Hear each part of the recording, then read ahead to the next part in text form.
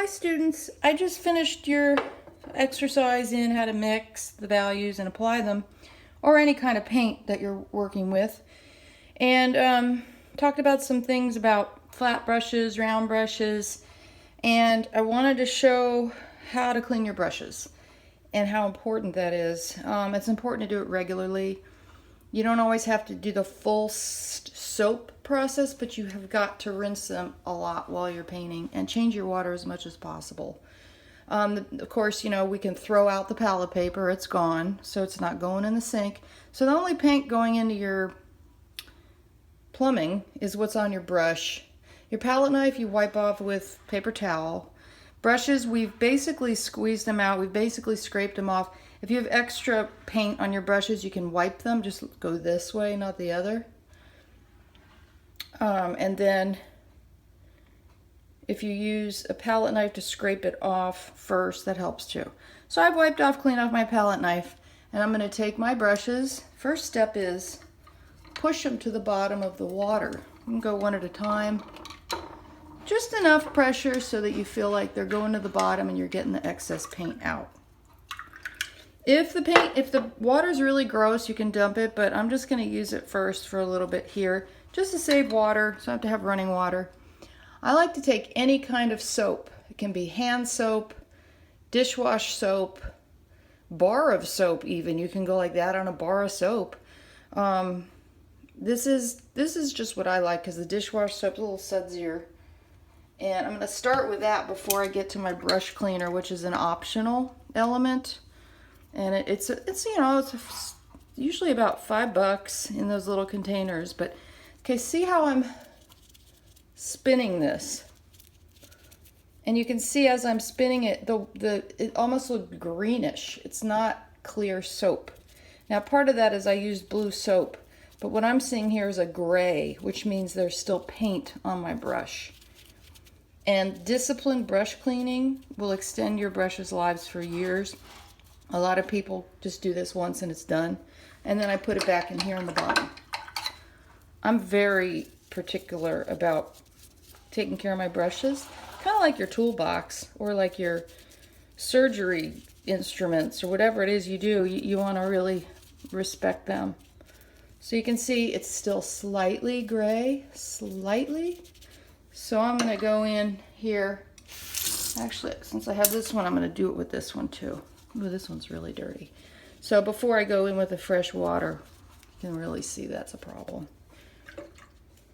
See, if it's really dirty like this, you have to turn the water on and rinse it like this, and so that it's not right on your hand. I also like to put it right in my hand. Got the soap. Now look at this, it's much better. And I'm doing this rather softly yet forcefully. The other thing I may have not mentioned is the reason you use long brushes when you paint is because you're supposed to hold the brush at the end and sit back. The more distance you have from a painting, the better it will be because it'll be more accurate. Usually we're on easels working really large. But even on a board, when you're working flat, smaller brushes, periodically step back and remember that process where you hold at the very end. It's like letting the tip do the work instead of grabbing it and pushing in there. You know, you don't want to be like so close to your surface that you can't really see the big picture. So, and they're just better they usually have better ends. Short brushes are for watercolor and for ink. They're not great for either color theory or anything time you're using acrylic. I wanted to show you this other thing that's optional. This is brush cleaner. It comes in the big jugs like this, and it comes in small handheld jugs. They last pretty well as long as you don't leave water in them. And basically it's like, okay, you just washed your hair, and now you have an opportunity to kind of re-emphasize the wash and condition it. Now I dump the water here because I don't want to have dirty water in my cleaning process now. So I'm just going to do this. Put this on low. So I'm going to dip my brush under the water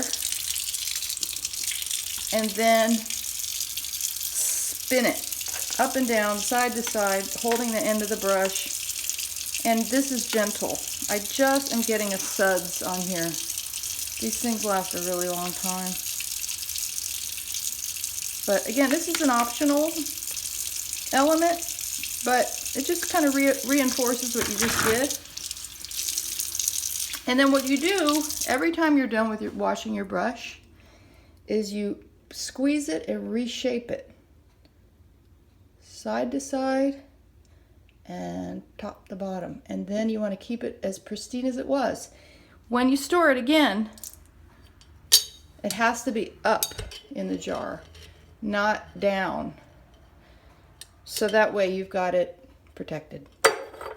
That's it for cleaning and washing. Bye.